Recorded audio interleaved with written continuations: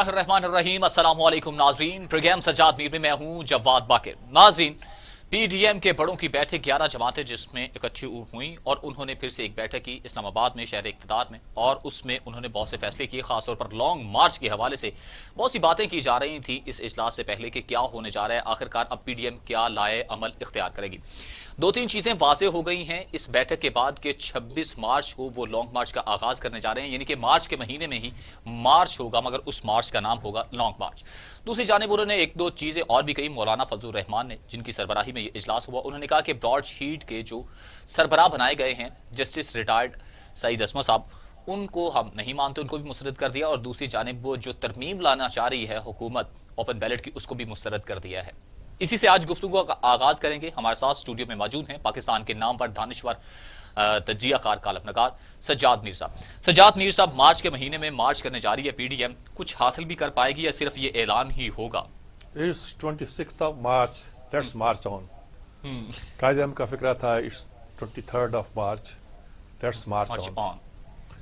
تو بات یہ ہے کہ یا تو یہ وہ مارچ ہو جو 23 مارچ سن 40 کو ہم نے شروع کیا تھا اور پھر اس کے نتیجے میں پاکستان حاصل کیا تھا، بالکل، یا پھر اب اور رستہ کوئی نہیں ہے۔ اتنا اکسایا ہے حکومت نے، لگاؤ کہاں ہے تمہارے استعفے، لاؤ کہاں ہے تمہارے استعفے، نہ یہ لانگ مارچ کریں گے، نہ استعفے دیں گے، آج بھی کہا جی منہ پہ ماریں گے وہ استعفے، وہ کدھر ہیں؟ نہ وہ اسمبلی میں ہنگامہ کرتے رہے، بولتے رہے۔ دوسری طرف سے یہ بلاول کی طرف سے جب یہ پیغام آیا کہ ہم نو کانفیڈنس موومنٹ پیش کریں گے تو تاثر تھا کہ پی ڈی ایم تو ٹوٹ گئی ہے۔ صحیح، مجھے ابھی اندر کی کہانی کا پتہ نہیں، جس وقت ہم پروگرام کر رہے ہیں ابھی پریس کانفرنس مکمل نہیں ہوئی۔ صحیح، ہم نے تو بڑے بڑے پوائنٹ دے کر اب بات شروع کر دی ہے کہ کون انتظار کرے کہ کب پریس کانفرنس ختم ہوتی ہے۔ لیکن جو اس میں سب سے بڑی امپورٹنٹ بات ہے وہ یہ ہے کہ انہوں نے طے کر دیا ہے، یہ بات تو غالباً وہاں ہو گئی ہے کہ جو نو کانفیڈنس موومنٹ کی ایک سکیم تھی پیپلز پارٹی کی، وہ ورکیبل نہیں ہے، بالکل، اور ورکیبل تھی بھی نہیں۔ اس کے نتیجے میں کچھ نہیں ملنا تھا۔ مجھے نہیں پتا بلاول نے وہاں کیا آرگومنٹ دیے ہوں گے، اور انہوں نے کہا کہ ہماری ساری تیاری ہے، ہوم ورک ہے، یہ ہے۔ وہاں کوئی ہوم ورک تو ایسا ہوتا نہیں ہے جو نو کانفیڈنس موومنٹ کو شور بنا دے کہ یہ ہو کے رہے گی، خاص طور پر جب آپ اسٹیبلشمنٹ کے بغیر کر رہے ہوں۔ یہ کہتے ہیں نا جی کہ وہ موومنٹ ناکام ہو گئی تھی پیپلز پارٹی کے خلاف، جب چھانگا مانگا وغیرہ کی سیاست تھی اور ناکام ہو گئی تھی، لیکن اس کے بعد بی بی کی حکومت رہی نہیں۔ موومنٹ جو تھی وہ نو کانفیڈنس کی موومنٹ جو تھی، وہ چھانگا مانگا جو تھا وہ نواز شریف نے نہیں کیا تھا، ابھی نواز شریف تو بہت ہی میچور تھے، وہ اسٹیبلشمنٹ نے کیا تھا۔ اسٹیبلشمنٹ ناکام ہو گئی، انہوں نے اپنے دو بندے نکال دیے، بریگیڈیئر امتیاز کو اور میجر عامر کو، کہ انہوں نے جاسوسی کی، یہ ساری سکیم پیش کر رہے تھے اور ہم انہیں فارغ کرتے ہیں۔ اصل بیگ صاحب بڑے جو تھے وہ اس معاملے میں بھاگ لیے، تو وہ اس کی کہانی پھر الگ لکھی جائے گی۔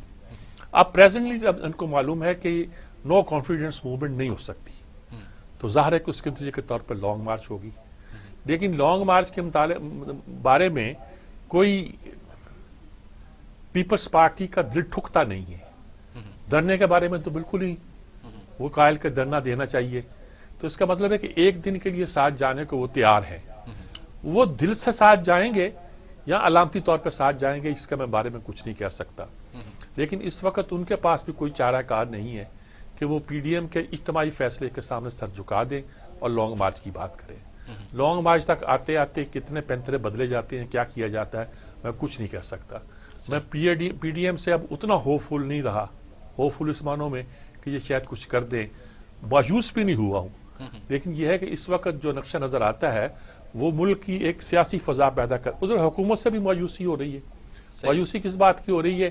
وہ کچھ کرتے ہی نہیں ہے، کہتے ہیں پرانے چور ہیں، پرانے چور ہیں، پرانے چور ہیں، اس کے علاوہ آتا ہی نہیں ہے۔ آج دانیال عزیز نے پریس کانفرنس کی، اس کی الگ بات کریں گے، یعنی کہ یہ ایک عجیب و غریب صورتحال ہے جو ملک کے اندر پیدا ہو گئی ہے۔ دوسرا، انہوں نے عظمت سعید کمیشن کو مسترد کر دیا ہے، اور کرنا چاہیے تھا۔ اور عظمت سعید کمیشن کی جو بھی کمیشن ہے، کیا ہے، اس کے بارے میں اتنی رپورٹیں آ رہی ہیں کہ اگر عظمت سعید چاہیں گے بھی تو کچھ نہیں کر سکتے سوائے اس کے کہ انہیں 9 یا 10 والیوم لکھ کر وہی اسپیلنگ کی غلطی سے، گرامر کی غلطی سے اور دوسری غلطیوں سے سمیت کوئی پرووائڈ کر دیں۔ یہ بات سمجھ گئے نا آپ؟ اس کے علاوہ وہ کچھ نہیں کر سکتے۔ وہ انڈیپینڈنٹ تحقیق کرنا چاہیں تو 1.5 مہینوں میں ان کے بس کی بات نہیں ہے کہ براڈ اسٹریٹ کے مسئلے کو وہ حل کر پائے. مگر وہ تو بڑے بااختیار بتائے جا رہے ہیں جی. وہ جس کو چاہے طلب وہ کر کریں گے. مجھے نہیں پتا کہ عظمت سعید اب کس مزاج کے آدمی ہیں, خود اس سے ان کا مزاج ظاہر ہوتا تھا. ابھی تو کہتے ہیں بڑے اپ رائٹ جج ہیں وغیرہ وغیرہ. اگرچہ مجھے شک تھا کہ جو شخص نیب کا ڈپٹی پروسیکیوٹر جنرل رہا ہو وہ جوڈیشری میں کیسے انڈیپینڈنٹلی ایک رویہ اختیار کر سکتا ہے, لیکن بہرحال یہ ہوتا ہے. لوگ بہت سارے نیب کے ذریعے یا آئے, بہت سارے ایڈوکیٹ جنرل یا اٹارنی جنرل بن کے آتے ہیں. اس طرح کی ایک پوسٹ سمجھ کے لوگوں نے کام کیا تھا. اور جنرل امجد کے زمانے میں تو یہی تاثر تھا کہ نیب جو ہے احتساب کرنے والی ہے اور احتساب کرے گی. احتساب کرنے کی بجائے جب اس نے پولیٹیکل انجینئرنگ شروع کر دی اور آج تک کیے جا رہی ہے, اب تو عدالتیں بھی کہہ رہے ہیں کہ پولیٹیکل انجینئرنگ کرتے ہیں, اس کے علاوہ ان کو کچھ نہیں آتا. بہرحال وہ مسئلہ بھی انہوں نے کیا. اور تیسرا ایک آدھ مسئلہ اور تھا, کیا کس پہ کیا انہوں نے؟ ترمیمی بل جو اوپن بیلٹ کے ذریعے لگے.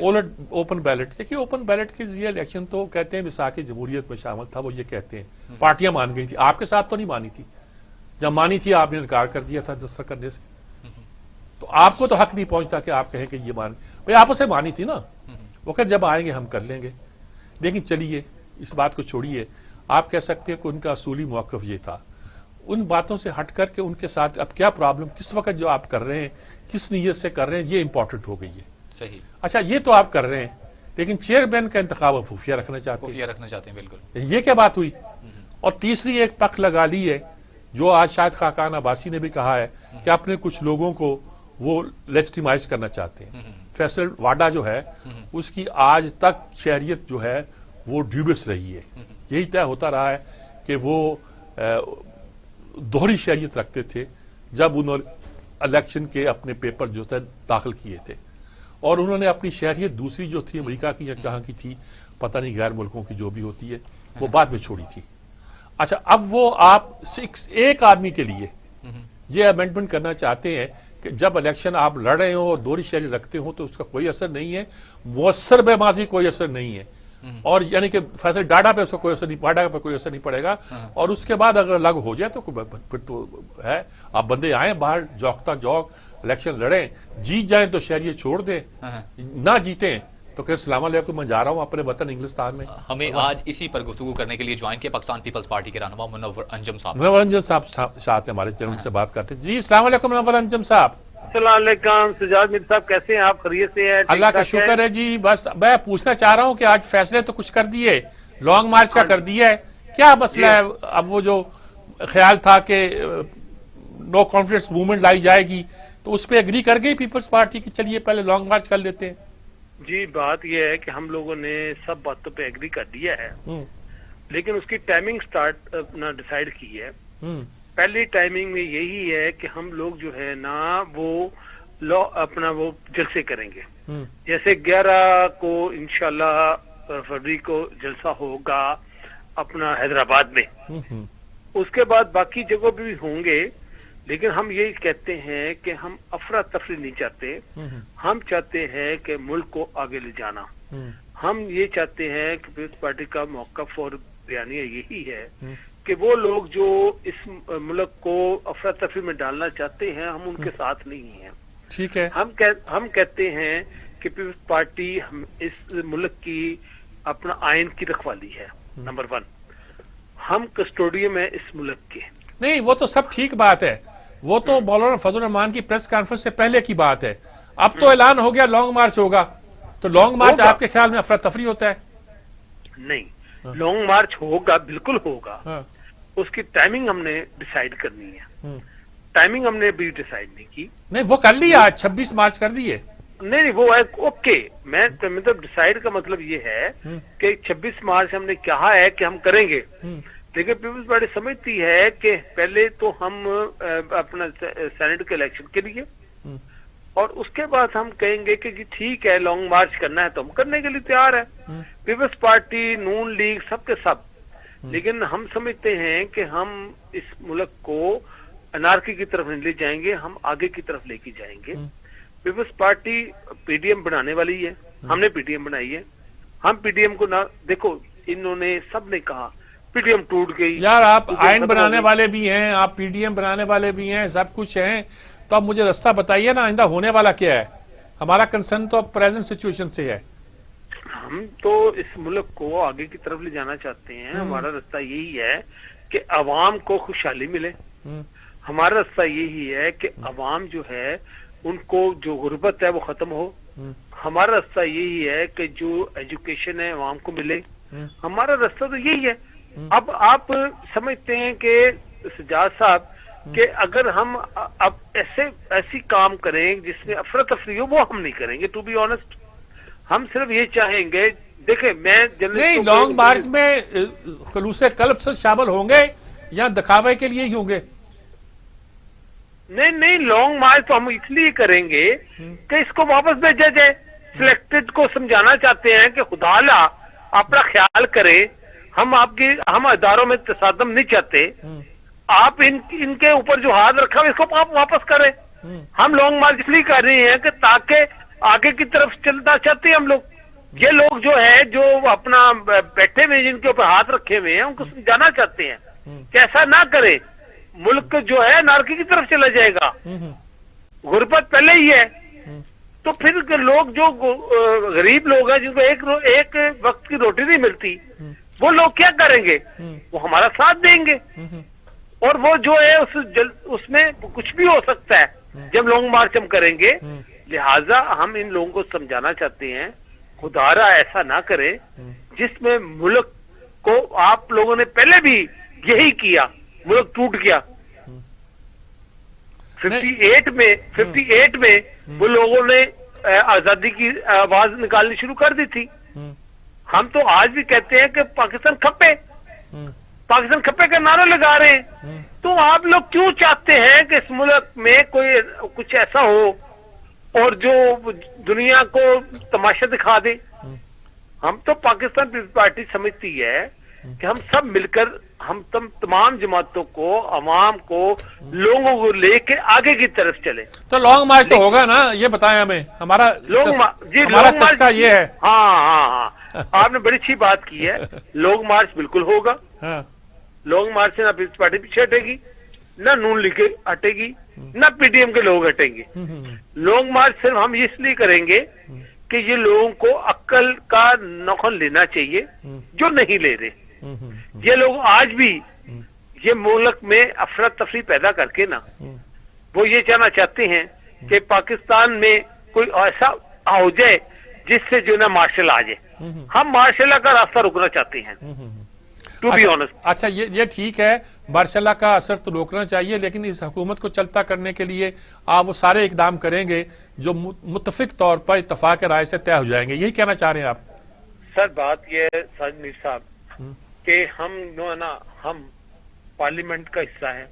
ہم تمام پارلیمنٹ جماعتوں کو یہ کہنا چاہتے ہیں کہ آپ سینٹ میں اور قومی اسمبلی میں مل کر اس حکومت کی نااہلی کی باتیں کریں. یہ کیا کرتے ہیں؟ یہ جب ہم کو بات کرتے ہیں یہ اجلاس جو ہے نا آج بھی نااہلی کی باتیں ہوئی ہیں اور ہنگامہ ہو گیا. بس سر ہنگامہ تو انہوں نے کیا ہے، ہم نے نہیں کیا. اچھا یہ پہلی دفعہ ہوا ہے. پہلی دفعہ پاکستان کی ہسٹری میں یہ پہلی دفعہ ہوا ہے کہ ہنگامہ اپوزیشن نے کیا، حکومتی بنچوں نے کیا. اچھا یہ آپ دیکھیں صاحب مرزا، آپ بھی اتنے سینئر بندے ہیں، مجھے بتائیں کہ کبھی ہنگامہ حکومتی بنچوں نے کیے؟ کبھی نہیں کیا. یہ ہسٹری میں فرسٹ ٹائم ہوا ہے کہ ہنگامہ جو کیا حکومتی بنچوں نے کیا، اپوزیشن نے کیا. آپ خود سوچیں کہ کیا ہوگا. ان لوگوں کو سمجھ نہیں آ رہی. ان لوگوں کو مطلب ہے کہ مجھے آج کسی نے سوال کیا ایک چینل پہ کہ مجھے یہ بتائیں کہ آپ جو ہے زندگی میں کبھی ایسا ماحول دیکھا ہے؟ میں نے کہا نہیں دیکھا. کہتے کبھی آپ نے یہ دیکھا کہ یہ لوگ جو ہے اپنا اپوزیشن کو جو ہے وہ اپنا کوئی بات کرنے نہ دے؟ میں نے کہا نہیں دیکھا. ہمیشہ اپوزیشن نے بات کی ہے. انہوں نے کہا ہم نے یہ کبھی دیکھا ہے کہ پیپلز پارٹی نے کوئی غیر جمہوری قوتوں کا ساتھ دیا؟ میں نے کہا نہیں دیا. تو میں نے کہا پھر آپ کہتے ہیں کیا ہو رہا ہے؟ میں نے کہا وہ ہو رہا ہے جو یہ کرنا چاہ رہے ہیں. یہ کرنا چاہ رہے ہیں کہ سب لڑے اور ہم آ جائیں. اچھا ہم نہیں آنے دیں گے، ہم ان کو نہیں آنے دیں گے. اچھا بات سمجھ آ گئی آپ کی. بڑی बारीक नुक्ता आपने बयान किया, बहुत शुक्रिया आपका मुनव्वर अंजुम साहब। वक्त चूंकि कम होता है लेकिन इसमें आपने बड़ी तफसील के साथ बहुत सी बातें हमें कर दी, बहुत शुक्रिया आपका जी। ये है ये उनका ख्याल कि हम किसी को आने नहीं देंगे, जमहूरियत को जमहूरियत की पटरी पर रखेंगे और जो लॉन्ग मार्च है वो तो हम करेंगे, लेकिन ये अंडरस्टूड है कि लॉन्ग मार्च, इनकी लॉन्ग मार्च में शमूलियत उतनी जानदार नहीं होगी जितनी दूसरी पार्टियों की हो सकती है। असल इम्तहान आप पंजाब का मुस्लिम लीग का है, मुस्लिम लीग नून का है, वो कितनी ताकत के साथ यहाँ से लोग लेके जा सकती है। सही। मौलाना फजल रहमान तो अपनी ताकत का इस्तेमाल कर लेंगे और कर भी सकते हैं, और बाकी पार्टियां भी जो हैं शेरपा वगैरह भी, वो भी कुछ थोड़ा बहुत कर लेंगी, लेकिन असल इम्तहान मुस्लिम लीग नून का है। मुस्लिम लीग नून का कि आज ये सिर्फ पावर शो करना चाह रहे हैं या कि अपना पैगाम पहुंचाना चाहेंगे? नहीं, देखें, ये जब कहा जा रहा था कि अगर लाहौर का जलसा मोटिवेटेड होता, यानी उसमें सिर्फ कारकुन शरीक नहीं होते बल्कि अवाम भी शरीक होते और बड़े जोश जज्बे के साथ निकलते, जैसा होना चाहिए वैसा होता और ये मूवमेंट बन जाती, तो वो और बात थी। जलसा कामयाब था, बड़ा जलसा था, लेकिन वो जलसा नहीं था जो मूवमेंट बनाए। तो ऐसी सूरत में कहते हैं पीडीएम की तहरीक उसी दिन खत्म हो गई थी। अब भी इल्जाम अगर 26 का धरना कामयाब न हुआ तो सारा इल्जाम मुस्लिम लीग नून पे आएगा। पीपल्स पार्टी तो एक तरह से अपने आप को बचा के ले गई है, तो मुस्लिम लीग नून इसमें क्या करती है, यह खासतौर पर मरियम नवाज का इम्तहान है। लाहौर का जलसा भी इम्तहान था, उस इम्तहान में वो उस तरह कामयाब नहीं हुई जिस तरह होना था। यह अब इस इम्तहान में कैसे कामयाब होती है ये देखना है। अच्छा, आप लाहौर की बात कर रहे हैं, इसको लॉन्ग मार्च को कामयाब बनाने का, यानी कि तमाम का तमाम एक बैकबोन जो है वो मुस्लिम लीग नून होगी। मुस्लिम लीग नून के ही हमें रहनुमा डॉक्टर निसार चीमा साहब ने ज्वाइन कर लिया जी, सब लाइन पे मौजूद है जी। अस्सलाम वालेकुम चीमा साहब। जी वालेकुम सलाम जी। अच्छा, अल्लाह का शुक्र जी। चीमा साहब, हम गुफ्तगू कर रहे हैं इस पे, ये जो आज फैसला हो गया कि 26 मार्च को लॉन्ग मार्च होगा। अब मैं ये कह रहा हूं कि ये सबसे बड़ा इम्तहान मुस्लिम लीग नून का है, क्योंकि पंजाब से कितनी मोटिवेशन होती है, कितने लोग जाते हैं। पीपल्स पार्टी तो सिंध से वैसे आएगी नहीं, पंजाब में इतनी है नहीं, तो फजल रहमान साहब खैबर पख्तूनख्वा से लोग ले आएंगे। तो क्या तैयारी होगी आपकी, कैसे करेंगे?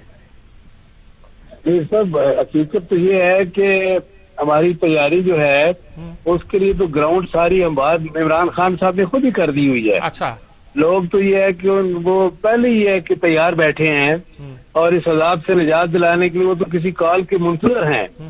और जो 2.5 साल में इस हुकूमत ने, जो मुसल्लत करदा हुकूमत है, जो इसने हशर कर दिया है अवाम का, अब तो ये है कि अवाम तो सिर्फ कॉल के मुंतजर हैं।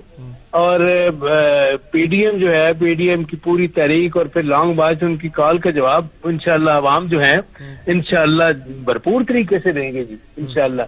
हमें बिल्कुल यकीन है कि ये हमारी तवक्को से भी ज्यादा कामयाब होगा लॉन्ग मार्च जी। अच्छा जी, एक तो लॉन्ग मार्च हो गया, दूसरा अजमत सईद कमीशन आपने रिजेक्ट कर दिया है, तो क्या अभी तक जो खबरें मैंने सुनी है, फजल रहमान साहब का प्रेस ब्रीफिंग सुनी है, उसमें यही था, तो नेक्स्ट स्टेप क्या होगा? यानी कि ये अगर नाकाम है तो क्या कोई और कमीशन का? नहीं साहब, देखें, ये अजमत सईद साहब आप भी जानते हैं कि ये खुद नैब के प्रोसिक्यूटर रहे हैं, खुद जिस तरह का इनका कई कंट्रोवर्शियल जो इन्होंने फैसले किए हैं, तो ये देखें सिर्फ नाम में अजमत का जो है ना शामिल होना वो काफी नहीं है, किरदार में भी अजमत होनी चाहिए। और हमें तवक्को ये है कि ये अजमत किरदार का मुजाहरा करें और खुद ही ये ऐलान कर दें कि जी मैं, चूंकि मेरे कई फैसलों की बिना पर मैं ये बड़ा। क्या लाइन कट गई है? लाइन कट गई गालबन जी। हेलो, तो मैं खुद ही ये क्यों इनकार कर दें, ज्यादा अच्छा तो यही है। हाँ, ठीक। अच्छा, अब एक तीसरा मसला ये पैदा हो गया है कि जो सेनेट के इलेक्शन है वो भी मुस्तरद कर दिए हैं आपने ओपन बैलेट के साथ। शायद एतराज ये है कि चेयरमैन का इलेक्शन ओपन बैलेट से नहीं है, यहाँ किसी एक शख्स को एनओसी दिया जा रहा है अपने बंदे को शामिल करने के लिए, फैसल वाडा को। क्या कहते हैं आप? वैसे लगता यही है कि इनको अपने लोगों पे एतमाद नहीं है, और ये ठीक है कि ये जो है शो ऑफ हैंड के जरिए करने के फायदे भी हैं, इसमें कोई शक नहीं है। लेकिन बाज मौकों पे जो जिस तरीके से ये लोग करना चाह रहे हैं, इससे इनकी बदरीती का इजहार होता है। देखें, ये जो है ये डुअल नेशनैलिटी के लोग, उनको ये लाना चाह रहे हैं और कोई मशकूक किस्म के लोगों को, और उनके बारे में इनको पता है कि हमारे अपनी पार्टी के लोग भी साथ ना दें, वोट ना दें। यही वजह है कि ये जो है इस तरह یہ کہ یہ اس کو روکنے کے لیے ان کی اپنی پارٹی میں جو بغاوت ہونے کے امکانات ہیں اس کو روکنے کے لیے یہ شو آف ہینڈ کا طریقہ جو ہے وہ اس کی طرف جا رہے ہیں. بہت شکریہ آپ کا چیمہ صاحب. آپ بہت کم وقت میں ہم نے آپ سے بہت سی باتیں پوچھنی. بہت شکریہ آپ کا جی. تو بات تو ٹھیک ہے جی, ان سب کی ریزرویشن ہے. کوئی ایک چینل ایک سمت پہ وہ اختیار کر لیا پی ڈی ایم نے کئی چیزوں کے حوالے سے. اب میں باقی تفصیل سننے کے بعد ہی ہم شاید اس پہ گفتگو کر سکیں اگلے ہفتے. صاحب میں آخری اس موضوع پہ آپ سے پوائنٹ آف ویو لینا چاہوں گا کہ اس تمام تک لانگ مارچ تک لانے پر کھڑا کر دیا انہوں نے پی ڈی ایم کو, اس میں حکومت کا کتنا ہاتھ ہے؟ ہاتھ ہی حکومت کا ہے. نہ اتنی مہنگائی ہوتی, نہ اتنی غربت پھیلتی, نہ اتنی بد انتظامی ہوتی, نہ اتنی نااہلی ہوتی, نہ چینی کی قیمتیں چڑھتی, نہ آٹے کی قیمتیں چڑھتی, نہ سارے مسائل پیدا ہوتے, نہ لوگ کھڑے ہوتے, اور نہ لوگ کھڑے ہوتے تو کس پارٹی کو اتنی ہمت تھی کہ وہ اتنے سارے منصوبے بنائے, لانگ مارچ کے, نو کانفیڈنس کے, اور دھرنوں کے, یہ جو بھی آپ کہہ سکتے ہیں. اسی لیے ہوا ہے کہ اللہ کے فضل سے ہماری حکومت نے اس کے لیے گراؤنڈ ورک خود ہی کر دیا ہے. صحیح ہے. بریک پر جانا, بریک سے لوٹ کر آتے ہیں, پروگرام کو آگے لے چلتے ہیں.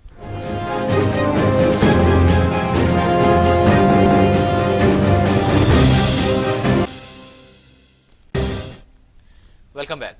میر صاحب, پنجاب حکومت نے بلدیاتی ادارے تحلیل کر کے جمہوریت کا قتل کر دیا ہے.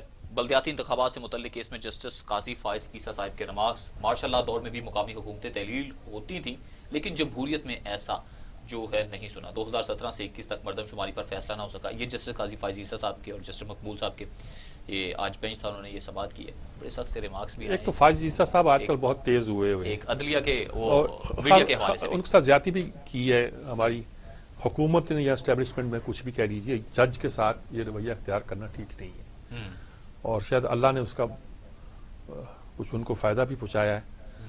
وہ بہت بولڈ ہو رہے ہیں بہت سی چیزوں کے بارے میں. بلدیاتی الیکشن کے بارے میں انہوں نے کوئی ایسی بات نہیں کی جو کہا جائے کہ غیر معمولی ہے. وہ کہتے ہیں یہ حکومت یہ توڑا کس نے بلدیاتی نظام کو. صوبائی حکومتیں جب چاہتی ہیں آتی ہیں, بلدیات کو توڑ دیتی ہیں. ایک قانون موجود ہے کہ اگر مطمئن نہ ہو تو آپ توڑ سکتے ہیں, اور اس بار توڑا یہ کہہ کے گیا تھا کہ اس کے بعد ہم الیکشن کرائیں گے اور نئے پاورز دیں گے ان کو. اور پھر جب تک آپ نئے پاورز نہیں دیتے, پرانی پاورز کے تحت جو کام کر رہی ہیں ان کو کرنے دیں, یا پاور ان کو دیں. ان کو پاور اس لیے نہیں دیتے تھے کہ وہ مخالف اس میں تھے, پھر اس لیے الیکشن نہیں کراتے تھے کہ ڈر اس بات کا تھا کہ آپ کی پارٹی ہار جائے گی. پھر کبھی آپ کہتے ہیں نو پارٹی ہوگا, کبھی کہتے ہیں پارٹیزن ہوگا, کہتے ہیں نچلی سطح پر نو پارٹی ہوگا, اوپری سطح پر پارٹیزن ہوگا. جیسے کہتے ہیں سینٹ کی الیکشن ممبروں کے جو ہیں وہ پارٹی وہ اوپن ہو گئے چیئرمین کا. مسئلہ یہ ہے کہ جہاں آپ کو فائدہ ہے وہاں وہ قانون لگا لیں, یہ تو بات نہیں ہے. بلدیات آپ نے توڑ دی ہے. اب آپ کہتے تھے کہ یہ بددیانتی کی انتہا ہے کہ آپ ایم این ایز اور ایم پی ایز کو جو ہے فنڈز ایلوکیٹ کر دیں. آپ نے وہ ایلوکیٹ کرنا شروع کر دی کیونکہ بلدیاتی نظام نہیں موجود ہے. پچھلی بار بھی الیکشن کرائے گئے تھے سپریم کورٹ کے کہنے پر, آپ پھر کرا رہے ہیں آپ سپریم کورٹ کے کہنے پر ہی. شاید اب آپ کو کچھ سمجھ آ گئی ہے کہ الیکشن میں کچھ آپ مینج کر سکتے ہیں, منور کر سکتے ہیں, کچھ اپنے بندے لا سکتے ہیں, کچھ اپنی قائم کر سکتے ہیں. اچھا, آپ اب اس کام پہ لگ گئے ہیں, ملک کا کیا بنے گا یار؟ یعنی کہ جمہوریت چلتی نہیں, اب صوبے صوبے صوبے صوبے ہو رہے ہیں. لگتا ملک بھی نہیں ہے, صوبے ہی ہے. میں تو کہتا ہوں صوبے توڑو. ملک کے وہ جو کانسیپٹ تھا کہ 12 یا 15 صوبے بنا دو یار, ورنہ گلگت و بلتستان صوبہ نہیں بنتا. جہاں 3 ایم پی اے ہوں, ایم این اے ہوں, وہاں کیسے ہو سکتا ہے کہ آپ ان کو 20 سیٹیں سینٹ پہ دے دیں؟ بلوچستان میں دے کے دیکھا ہوا نا, روز ٹوٹتی ہیں, حالت روز خراب ہوتی ہے. بالکل جو اسٹیبلشمنٹ چاہتی ہے ان کا کر لیتی ہے. فوج آپ نے وہاں بٹھا رکھی ہے. یہی اگر گلگت و بلتستان کو بنانا ہے تو یہ تو کوئی فائدے کی بات نہیں ہے. بلدیاتی نظام آپ نے توڑ دیا ہے. قاضی فائز عیسیٰ اس پہ بہت سیدھی بات کہتے ہیں کہ یہ غیر آئینی بات ہے. صحیح, آئین میں ہے کہ بلدیاتی ادارے ہوں گے, اور چونکہ صوبائی اسمبلیوں کو کچھ اختیارات ہیں وہ استعمال کر لیتی ہیں, آئین دیکھتا رہ جاتا ہے. تو اس معاملے میں بہت کلیئر ہونا چاہیے. میری رائے میں یہ ہے کہ بلدیاتی اداروں کا الیکشن ویسے ہی شیڈول کے مطابق ہو جس طرح قومی اسمبلی کا الیکشن. آج ٹوٹیں, 90 دن کے اندر الیکشن ہو جائے. یہ الیکشن کمیشن کی تیاری نہیں تو الٹا لٹکا دو الیکشن کمیشن کو. کیوں تیاری نہیں ہے تمہاری؟ تمہیں تو ہمیں وقت تیار رہنا چاہیے. عجیب و غریب مذاق بنا رہا ہے. ستمبر کی ڈیٹ دے دی ہے جی انہوں نے. ستمبر کی ڈیٹ کیا دی؟ پچھلے ستمبر میں ہو جانا چاہیے, اس سے پہلے ہو جانا چاہیے. صحیح, جب آپ نے توڑے ہیں تو اس وقت نہیں سوچا کہ الیکشن کمیشن الیکشن نہیں کرا سکتے, توڑنے کا فائدہ کیا؟ وہ ادارے منتخب ادارے تھے, آپ نے ان کو توڑ دیا کہ ہم نئے لے کر آئیں گے. ہر بات آپ وہی کرتے ہیں جو آپ کو سوٹ کرتی ہے. بھائی سیاست یہ نہیں ہے, کام وہ ہوگا جو ملک کو سوٹ کرے گا. بالکل. ایک قانون بنا دیں اور اس پہ سب امپلیمنٹ کریں. پھر میں دیکھتا ہوں کیسے کوئی بزدار سکتا ہے, یا کیسے کوئی مراد علی شاہ کہتا ہے کہ میرا صوبہ جو اس پہ, صوبے کا پھر کنٹرول تب ہے جب آپ نے اپنی پاور نیچے ٹرانسفر کی ہو. کراچی والے چیخ رہے ہماری پاور ہمیں نہیں دیتے. اب کوڑا کرکٹ جو ہے کراچی میں اٹھتا نہیں تھا, اب لاہور میں بھی آپ نے حال ایک الگ سے سٹوری ہے. بالکل اس کی طرف بھی ہے نا, قومی اسمبلی کا اجلاس ہوا کیونکہ وقت بڑا شارٹس ہے اور سٹوریز بہت زیادہ ہیں. قومی اسمبلی کا ہنگامہ خیز اجلاس ہوا جی, دھکم پیل ہوئی ہے. کیا دیکھتے ہیں قانون سازی کی بجائے ذاتی جملے, جمہوریت, وہ سب جمہوریت کو شرمندہ نہیں کر دیا گیا؟ پہلی بار ہوا ہے کہ حکومتی پارٹی نے ہوٹ کیا ہے کہ ہم یعنی کہ شور شرابہ کیا ہے, حالانکہ یہ اپوزیشن کا کام ہوتا ہے کہ وہ اجلاس ہونے نہیں دیتے. ان کو کہہ دیا ہوگا پرائم منسٹر صاحب نے, تن کے رکھو تسی بھی, آپ بھی نہیں ان کو بولنے دو. اسمبلی سطح پر کر دی چور چور, کیونکہ اس طرح چور چور کر کے آپ کوشش کرتے ہیں کہ امینڈمنٹ پاس ہو جائے. اس امینڈمنٹ پہ کوئی اعتبار نہیں کرے گا. اگر ہو سکتا ہے کہ آج وہ قانون کا حصہ بن جائے اور عدالتیں بھی تماشا دیکھتی رہ جائیں, لیکن وہ نہ ملک کا قانون بنے گا, نہ آئین بنے گا, نہ اس سے ملک کو کوئی فائدہ پہنچے گا. ادارے اور کمزور ہوں گے اور آپ کچھ نہیں کر پائیں گے. تو پارلیمنٹ کو میر صاحب اب تک کی جو یہ ہو رہی ہیں, اس میں کون جو پارلیمنٹ کو عزت دینے کو تیار نہیں ہے, حکومت ہے کہ اپوزیشن ہے؟ اور مسئلہ تو یہ ہے کہ یہ کام حکومت کا ہے. وہ پارلیمنٹ کی بات مانے گی تو اپوزیشن بھی کیسے بولے گی؟ اب آپ نے فنڈ دینے کا فیصلہ کیا ہے M N As M P s کو, اس لیے حالانکہ کہتے تھے یہ تو چور بازاری ہے, آپ اس سے خلاف بولتے تھے. اب کیسے فیصلہ کر دیا آپ نے؟ اب کیا ہو گیا ہے؟ ان تمام چیزوں پہ غور کرنا پڑے گا اور پارلیمنٹ کو مذاق بنا دیا. اچھا, سپریم کورٹ میں اسٹیل مل ملازمین کی پروموشن سے متعلق اس کی سماعت ہوئی, جس میں چیف جسٹس صاحب نے کہا کہ جو اسٹیل مل کی حالت زار ہے اس کی تمام کی جو ذمہ دار ہے وہ انتظامیہ ہے. کیسے دیکھتے ہیں کہ کس حد تک, آپ تو کراچی رہ کے بھی ہیں, تمام صورتحال کو بڑی قریب سے دیکھتے ہیں, سمجھتے بھی ہیں. دیکھیں, عام طور پہ کہا جاتا تھا کہ یہ سارے جو مزدور ہیں, مزدور زیادہ بڑھ گئے ہیں, اس کی وجہ سے اس کو خسارہ ہو رہا ہے, کام نہیں کرتے. لیکن کم از کم ایک بریگیڈیئر افضل نے اور دوسرا جنرل قیوم نے یہ ثابت کر دیا کہ ایسی بات نہیں ہے. انتظامیہ سخت ہو, ٹائٹ ہو تو ادارہ پروفٹ میں جا سکتا ہے. اسٹیل مل پہ قرض چڑھا ہوا تھا, جنرل قیوم کے زمانے تک آتے آتے وہ سارا قرض بھی ادا ہو گیا اور 10 ارب روپے بچ گئے. انہوں نے حکومت سے کہا کہ ہمیں اب اجازت دیجیے کہ میں 10 ارب اپنے جو میرے بچے ہوئے ہیں اس کو انویسٹ کروں اور کر کے اس اسٹیل مل کی کیپیسٹی کو بڑھاؤں, 1.5 لے جاؤں 1.1 سے, اور پھر یہ اسٹیل مل ایک طرح فیزیبل سی بن جائے گی اور اس کی ڈبل کیپیسٹی کے لیے دنیا کی بہت سی طاقتیں جو ہوتی ہیں, ادارے جو ہوتے ہیں, چین کی, روس کے, وہ پیسے لگانے کے لیے تیار ہوں گے. اب بھی تیار کہتے ہیں, تیار ہیں. ابے 10 سال پہلے بھی تھے. آپ نے اونے پونے بیچا. آپ کا کنسپٹ یہ تھا کہ یہ ادارے چونکہ بوجھ ہیں, ان کو گلے, لیکن اس وقت تو بوجھ نہیں تھے, پرافٹ کما رہے تھے. پھر آپ نے ان کو ایک طرح کا بند کر دیا انتظامیہ نے. انتظامیہ کہہ لیجیے, حکومت کہہ لیجیے, حکومت کہہ دیجیے یا آئی ایم ایف کہہ دیجیے, جو آپ کو فورس کر رہا ہے کہ اس کو پرائیویٹائز کرے, کوئی کہہ لیجیے گا. انہوں نے آپ کو مجبور کر دیا کہ ادارے کو جو ہے بند کر کے ناکام کرنا ہے. کبھی نہیں ہوا کسی ملک میں اس حد تک کہ ادارہ بند پڑا ہوا ہے, اس کے را مٹیریل لانے کے لیے آپ پیسے اویلیبل نہیں ہیں. اب 10 ارب روپے کہاں گئے جو اس نے کمائے ہوئے تھے؟ قیوم صاحب نے آپ کو کہہ رہے تھے. ہاں, اس وقت تک جنرل بریگیڈیئر افضل کے بعد, کرنل افضل کے بعد جنرل قیوم تک 10 ارب کمائے ہوئے تھے, وہ کہاں گئے؟ پرافٹ سے لاس پہ کیسے آیا؟ اچھا, انکوائری کرنے کا کیا فائدہ؟ آپ کس کو ٹانگیں گے؟ آپ اب سارے جو کارکن ہیں برسوں سے جو انہوں نے کام کر رہے ہیں اس اسٹیل مل میں, آپ نے سعودیز کو لائے تھے وہ ایک پیرلل بنانے کے لیے اسٹیل مل, وہ بھی ناکام ہو گیا. آپ کا تجربہ, آپ کے لوہا سریا ہر چیز باہر سے منگوائیں گے, کیا کریں گے؟ اس زمانے میں تھا کہ گڈانی میں چونکہ شپ بریکنگ انڈسٹری ہے, اور شپ بریکنگ انڈسٹری اور جو جہازوں کے ذریعے اسکریپ آتا ہے, اس کو یہ سارا سامان گویا اتفاق فاؤنڈری میں استعمال ہوتا ہے, تو نواز شریف اسے کامیاب کرنے کے لیے ان کو ناکام کر رہے ہیں. اب کیا ہے بتاؤ؟ اسی پر بات کرنے کے لیے ہمیں جوائن کیا ہے معروف تجزیہ کار آغا مسعود حسین صاحب نے. جی, ٹیلی فون لائن پر موجود ہیں ہمارے ساتھ. جی آغا صاحب السلام علیکم, کیسے ہیں آپ؟ کیسے مزاج آپ؟ خیریت سے ہیں؟ اللہ کا شکر ہے. بس اسٹیل مل پہ بات کر رہے ہیں ہم. جی جی مجھے بتا دیا تھا. ہاں, یہ رونا رو رہے ہیں اسٹیل مل کا. کیا کہیں گے آپ؟ اب وہ کہتے ہیں قصوروار انتظامیہ ہے. اس بات کا تو میں بھی قائل ہوں کہ جنرل قیوم کے زمانے تک 10 ارب روپیہ اس کا سرپلس تھا، پروفٹ موجود تھا، سارا قرضہ بھی ادا ہو چکا تھا، اور اس سے پہلے شاید کرنل افضل تھے، انہوں نے کچھ کام کیا تھا، اور بہتر کہ اگر نظامیہ بہتر ہو تو پروفٹ بھی کمایا جا سکتا ہے.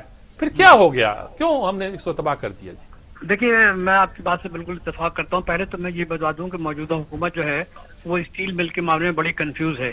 کبھی تو وہ لوگوں کو فارغ کر دیتی ہے، پھر کبھی ان سے مذاکرات کرتی ہے، پھر یہ کہتی ہے کہ ہم اس کو پرائیویٹائز کر رہے ہیں، پھر کہہ رہے ہیں نہیں ہم پرائیویٹائز نہیں کر رہے بلکہ ہم کوشش یہ کر رہے ہیں کہ کسی طریقے سے اس کو چلائیں. تو میں یہ کر رہا ہوں کہ ایک تو حکومت خود مطلب کنفیوز ہے. دوسری بات یہ کہ جو آپ نے جنرل صاحب کا جو ذکر کیا ہے، میں آپ سے بالکل اتفاق کرتا ہوں. وہ بہت ہی ڈائنامک آدمی تھے، بہت زبردست انہوں نے کام کیا. 12 ارب روپے کا پروفٹ تھا اس وقت اسٹیل مل کا، اور اس کے بعد جب وہ چلے گئے تو اس کے بعد جو اس میں آپ دیکھتے ہیں کہ بدعنوانیاں شروع ہوئی اور اسٹیل مل جو ہے مستقل بیٹھتا گیا. اور میں بتا دوں اس میں پولیٹیکل بھی تھا، اس میں معاف کیجئے جو آپ کے 3 دفعہ وزیر اعظم بنے ہیں ان کا بھی بہت بڑا ہاتھ تھا اس کو ختم کروانے میں. میرے آپ کسٹم ہاؤس میں ایسے لیٹر موجود ہیں ضیاء الحق صاحب کے، ان کی دستخط تو نہیں ہے بلکہ دستخط کسی اور کے ہیں، جس میں کہا ہے کہ جو بھی اسکریپ آ رہا ہے یو ای سے اس کو ایگزامن نہیں کیا جائے اور سیدھے جو ہے نا وہاں چلا جائے اتفاق فاؤنڈری میں. تو میں یہ کر رہا ہوں کہ جو اسٹیل مل کے ساتھ جاتی ہو رہی ہے اور جو جس طریقے سے ملازمین کو فارغ کیا جا رہا ہے، میں اس کے حق میں نہیں ہوں. اور میں نے کالم لکھا ہے، میں نے لکھا کہ ان ملازمین کو پہلے تو آپ یہ کریں کہ ان کی پہلے سارے واجبات ادا کریں. واجبات ادا کرنے کے بعد یہ ہے کہ جو کام کرنا چاہتے ہیں ان کو کام کرنے کا موقع دیں. آپ یقین کریں کہ رشا جو اس کا بنیادی طور پر روس نے یہ اسٹیل میں بنائی تھی بھٹو صاحب کے زمانے میں، وہ اب بھی تیار ہیں اور وہ کہہ رہے ہیں کہ ہم کنسورشیم بنا سکتے ہیں اس سلسلے میں. چین بھی تیار ہے کہ ہمیں بھی موقع دیں کہ ہم کام کرنے کو تیار ہیں، اس کو ہم سی پیک میں شامل کر لیں گے. تو لیکن یہ کہ یہ جو کنفیوزڈ ہیں اس سلسلے میں اسٹیل مل کے بارے میں، اور معاف کیجئے سومرو صاحب تو اس سلسلے کے سربراہ ہیں، وہ بھی میرا خیال ہے کھل کے بات نہیں کرتے. تو میں یہ سمجھ رہا ہوں کہ اسٹیل مل کو جو انہوں نے وائٹ ایلیفینٹ بنایا ہے اس میں انتظامیہ شامل ہے. اور کرنل افضل صاحب کا جو بھی آپ نے نام دیا، he was one of the best man. انہوں نے بھی مطلب یہ کہ وہی کام کیا کہ جو جنرل صاحب نے کام کیا تھا. تو میں یہ عرض کر رہا ہوں کہ ان کے پاس کوئی لاہ عمل سامنے نہیں ہے. اور دیکھیے اگر یہ پرائیویٹائز کر رہے ہیں کیونکہ بے پناہ زمین ہے، زمین بھی ہے، ان کا اپنا پاور پلانٹ بھی رکھا ہوا ہے، ان کی اپنی نہر بھی ہے پانی کے سلسلے میں. میرا خیال ہے کہ اس کو اگر ری ویمپ کر کے باقاعدہ اگر یہ دے دیں رشیا کو یا چین کو یا کوئی کنسورشیم بنا دیں تو میرا خیال ہے کہ یہ دوبارہ مطلب یہ کہ اپنے پیروں پہ کھڑا ہو سکتا ہے. ہر چیز بالکل فٹ ہے. میں نے تو ابھی کوئی 3 مہینے پہلے وہاں میں گیا تھا، میں دیکھتا ہوں ہر چیز موجود ہے، لیکن صرف یہ کہ there is a political will. If the political will is there this can be restarted. لیکن اگر پولیٹیکل ول نہیں ہے تو پھر میرا خیال ہے کہ اس کو دے ول پٹ انٹو بائنڈس اور نقصان ہوتا رہے گا. یہ بالکل درست کہا آپ نے. وہاں تو بے شمار 10,000 کے قریب کارکن ہیں جو بیٹھے ہوئے ہیں، احتجاج کر رہے ہیں، دھرنا دے رہے ہیں. یہی حال ہم نے پی آئی کا کر رکھا ہے. اچھی بلی ہماری ایک ایئر لائن جس کو ہم قومی پرچم بردار کہا کرتے تھے اور یہ کہا کرتے تھے کہ مشرقی اور مغربی پاکستان کو اکٹھا رکھنے میں اسلام کے بعد اردو زبان اور پی آئی اے کا ہاتھ ہے، وہ اب ایسا لگ رہا ہے کہ بوجھ بن گئی ہے وہ بھی. جی دیکھیے، میں یہ کر رہا ہوں نا، میں صرف آپ سے کرنا چاہتا ہوں کہ اس جو موجودہ حکومت ہے ہم نے تو ان کو ووٹ بھی دیا، لیکن ان میں یہ بہت انکمپیٹنٹ لوگ ہیں. مطلب یا تو یہ کرنا نہیں چاہتے، دوسرا یہ کہ خواب و خیال میں یہ لوگ زندہ ہیں، کسی قسم کا فیصلہ ہو نہیں پاتا. مجھے تو لوگ کہتے ہیں کہ صاحب کے جو وزیر اعظم صاحب ہیں کوئی 5 منٹ کی بھی سمری پہ جو ہے اور نہیں کرتے، اور اپنے دوستوں سے پوچھیں ذرا مجھے بتا دو اس میں کیا ہے. تو میں یہ سمجھتا ہوں دیکھیے you don't run the country like this. آپ کو بڑی محنت کرنی پڑے گی، سوچنا پڑے گا. پھر دیکھیے پی آئی اے کے بارے میں اکثر ایک جملہ چلتا تھا کہ با کمال لوگ لاجواب پرواز. آپ کو یاد ہے سر؟ ٹھیک ہے، بالکل یہی جملہ تھا، یہی نعرہ تھا نا. آج وہی پی آئی اے کا آپ حالت دیکھ لیجیے کہ پی آئی اے کو وہ بٹھانے کی کوشش کر رہے ہیں. نئی ایئر لائنس آ رہی ہیں اور لوگوں کو تو شبہ یہ ہے کہ پی آئی اے کو اسی طریقے سے معدوم کیا جا رہا ہے تاکہ نئے ایئر لائن آئیں اور اس کے بعد یہ کہ وہ چلیں اور باقی جو قومی سرمایہ تھا وہ بھی مطلب اسی طریقے سے ضائع ہو جائے. قومی سرمایہ نہیں بلکہ قومی وقار کا نشان تھا، اس کو تباہ کر رہے ہیں. بہت شکریہ آپ کا آغا مسعود صاحب، بہت شکریہ ہماری رہنمائی کی. بہت ساری سیدھی بات کر رہے ہیں کہ انتظامیہ تباہی کی سبب تو ہے. یہ ہمارے جو سپریم کورٹ کے جج ہیں ان کا جو ایک ریمارکس ہیں ہے تو بالکل درست. اچھا، آپ نے عدالتوں کی بات کی ہے تو عالمی عدالت انصاف نے امریکہ کے خلاف ایران کی درخواست کو قابل سماعت قرار دے دیا. کیسے دیکھ رہے ہیں وہ پھر نئی انتظامیہ بائیڈن انتظامیہ کو لے کر؟ بائیڈن انتظامیہ سے زیادہ ایک تو انہوں نے نرمی دکھائی ہوگی، وہ چاہتے ہوں گے کہ بجائے اس کے خود ایران کے ساتھ نرمی کریں وہ عالمی اداروں کو شامل کر کے یہ کرتے ہیں ملک بہت سارے اس کی کیا جائے. اور ایران نے بھی اپنا کیس جو عالمی عدالت انصاف میں پیش کیا ہے انہوں نے کہا کہ ہمیں نقصان ہو رہا ہے, ان سے کیا فائدہ ہوا, کیا پہنچا ہے. اور ان کا بیان یہ آیا کہ اگر اسی پہ کریں ورنہ ہم اپنا پروگرام جاری رکھتے ہیں, کچھ کرتے ہیں, جو بھی معاہدہ ہے اگر معاہدہ عمل نہیں ہوتا امریکہ نکل گیا تو یہ ایک بڑی نازک صورتحال ہے. ایران کے ساتھ جو امریکہ نے کیا ہے پچھلے 20-25 سال 30 سال میں, بلکہ 79 کے انقلاب کے بعد سے جس طرح رویہ اختیار کیا ہوا ہے 41 سال سے 40 سال سے, وہ کوئی مناسب رویہ نہیں ہے. ایران نے بہت ریزسٹنس دکھائی ہے, اس میں کوئی شک نہیں ہے. اب بھی میں ایران میں 3-4 سال پہلے گیا تھا, جب وہاں جائے تو پتہ چلتا ہے کہ وہ لوگ جو ہیں وہ اپنے موقع کس طرح ڈٹے ہوئے ہیں اور انہوں نے اپنی اسی ٹیکنالوجی کو کس طرح محفوظ کرنے کی کوشش کی ہے. لیکن بہرحال جب آپ پہ پابندیاں لگیں تو اس کے آثار تو پیدا ہونا شروع ہو جاتے ہیں, وہ ہوئے ہیں. لیکن انہوں نے اپنی ایجوکیشن سے, اپنی ریسرچ پروجیکٹ سے, ان کی کئی لیبارٹریز ایسی ہیں جو دنیا میں اپنا نام رکھتی ہیں, لوکل انڈیجنس کیپیسٹی ٹیلنٹ کے بدل کے ساتھ انہوں نے بلڈ کی ہیں. باہر بین الاقوامی امور محمد مہدی صاحب نے ہمیں جوائن کیا. جی مہدی صاحب ہمارے ساتھ ہیں, ان سے بات کریں. السلام علیکم مہدی صاحب. جی وعلیکم السلام مہدی صاحب. میں صاحب یہ ایک بڑی پازیٹیو سی ڈیولپمنٹ لگتی ہے کہ ایران جو تھا عالمی عدالت انصاف میں چلا گیا. امریکہ نے کہا کہ نہیں ان کو حق نہیں ہے آنے کا, انہوں نے کہا نہیں حق ہے ہمیں سننے کا. اور یہ ایران کا موقف یہ ہے کہ ہماری معیشت کو بہت نقصان پہنچا ہے, یہ جو پابندیاں لگائی گئی یہ غلط ہے. کیا اس پورے کیس کو کیسے دیکھتے ہیں آپ؟